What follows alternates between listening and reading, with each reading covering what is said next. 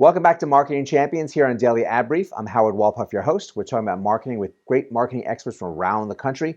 Today we are in Dallas, Texas with Leah Frazier from Think3 Media.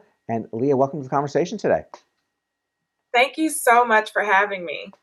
Well, we are glad to have you and glad to learn about you. So you've been involved in marketing and PR for a while. So why don't you share a little bit about yourself and how you got started?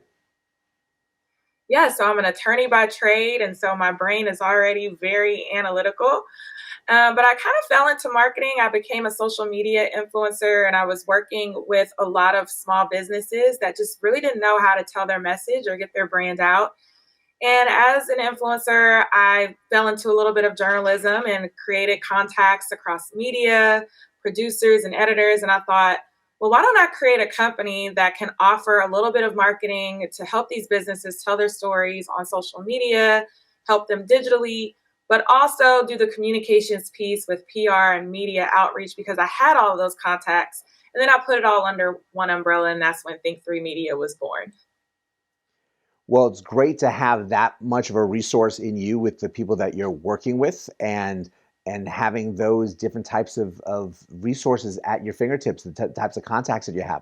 So what are the things you focus on most when someone comes to you and says, my business needs help. How can you help me?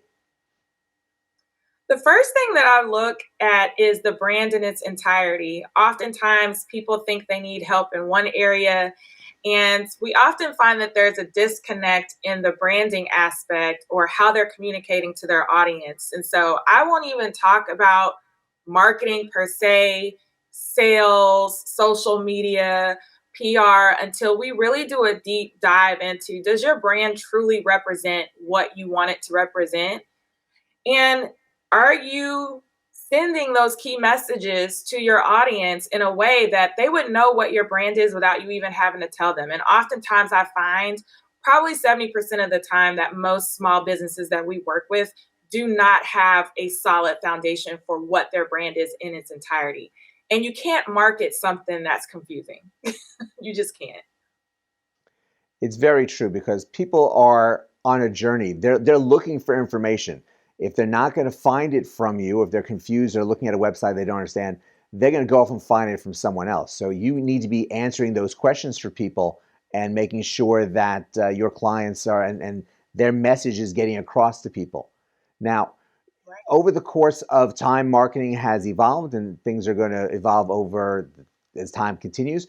What do you see as some of the things that your clients and you are focusing on for their futures and over the next couple of years, what kind of changes you see within how you're going to address marketing for them? The biggest thing, especially over the pandemic, that we tried to address was continuing to nurture our clients, but more so continuing that journey online. So, really evaluating what is the customer experience at from when they first make with you until the end, when they make that sale. And then, even after the sale, how do you continue to nurture that client? One of the coolest things, which we've seen this over the past several years. It's been done, but I'm seeing a lot more smaller businesses really tap into one of my favorites, which is the SMS text messaging. So if you're not really great with your email marketing or you're not really great with social media, but maybe you're reaching a target demographic that constantly has their phone in their hands all the time, we're working with our clients now, especially those in the events arena, to make sure that we actually have a marketing plan that's compatible with SMS messaging and text messaging. And we're seeing a higher conversion on sales that way because people are on, their devices all day long. So we're not just having to rely on email anymore or face-to-face contact or social media. Yeah, text is such a more immediate medium that people are, you get a text, I have to respond to it quickly as opposed to an email. Oh, I can wait. My email when I go check my emails and deal with it, then I can wait. And then they may not even care what the message is at that point, where with a text, you can definitely get a better, stronger response, which is really what you're seeing from your clients, which is fantastic. Yeah, and especially those in the nonprofit sector, we help a lot of nonprofits. And some of these things to you and I may just be like, we knew how to do this. This is old news. But for a lot of smaller businesses, small startups, and entrepreneurs, these are things that they have never considered. They don't really have the time to really dictate what that customer journey is going to be like, or how do we capitalize on texting our clients in order to convert on sales. Like they just don't have the capacity to do so. They don't even have the capacity to run their social media, to be honest. Which is great that they have you to do that and really guide them in the right way and really put the right words into their messaging so that they're telling the right story to get people to react to them.